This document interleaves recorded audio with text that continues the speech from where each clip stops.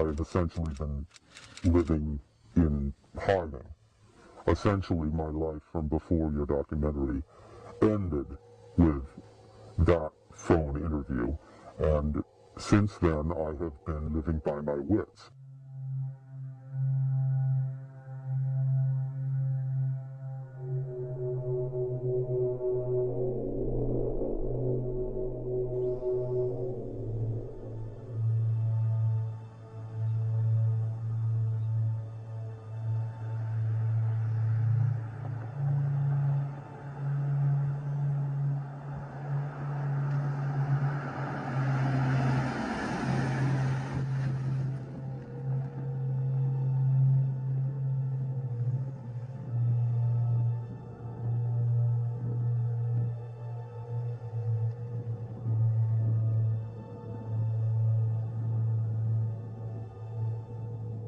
Two of you, two cameras. I was under the impression that it would only be you and your camera. All right, Victor, duly noted. But you did come to us and Yes, request this interview, yes, and you did request money, which you've been paid. yes. Per your insistence, it was just to be me, Yes. and I'm not a professional cameraman, so I did bring along a second cameraman to shoot some additional footage so we have something to cut to. Okay, on B camera? B camera set. Okay, here we go. So, Victor, here we are. Well, I must say that I never expected to hear myself called Victor again, or to find myself in disguise in front of a camera again. It's now been 11 years since we last conducted that interview Yes, the Art Bell interview you arranged for me. in May 1997. As the interview progressed, I began to get a different sense, and that was that he was scared. I think Victor really is scared. That was a pleasant experience, I say with some sarcasm.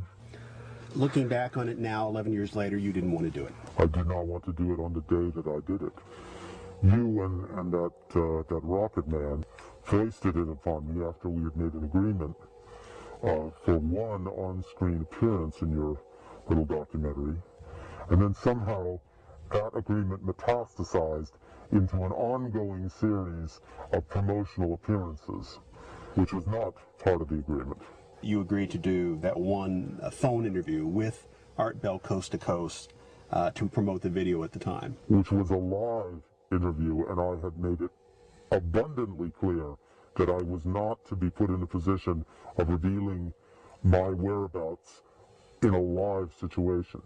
Again, Victor, with all due respect, you knew that the Art Bell show was live. You say that now, that's not how I remember it, but in any case, it's a thing of the past. Well, in any event, you contacted us for this interview. This situation has not been of my choosing. If I came to you and requested, as you say, in fact, I find that characterization insulting. I did not request to give you information. I offered you information. Yes, I did demand payment. Certainly I demanded it. I would not have been given it had I not demanded it. You are the businessmen. You are the filmmakers, the video makers, the documentarians.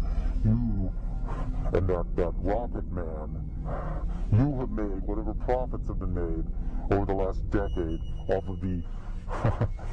I can't think of a reason why I would want to be giving you information were it not for the money. Certainly any illusions I had that my information might actually spur the government have been sadly mistaken. It's been 11 years since I brought out that tape. What follow-up has there been?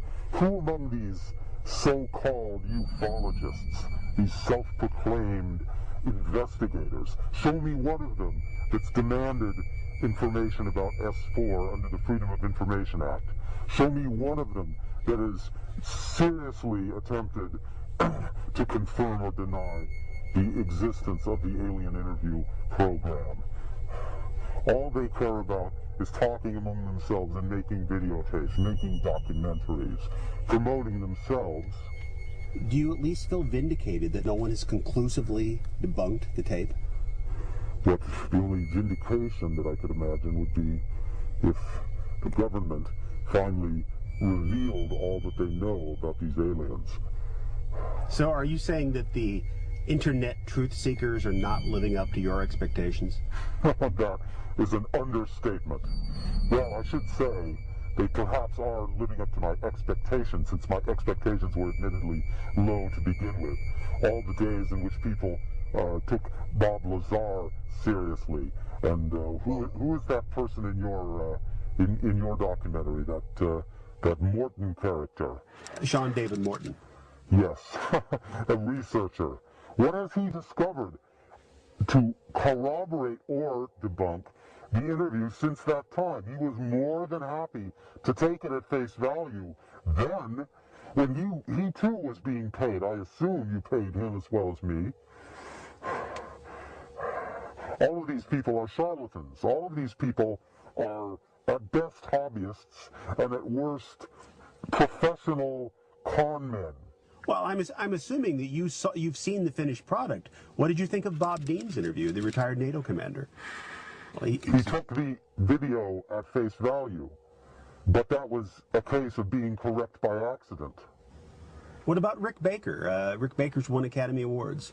Rick Baker is a professional makeup artist, a makeup businessman. It's in his best interest to say that he can do much better than the real thing. And that other makeup man, the same goes for him. The John Criswell. John Criswell, yes. They both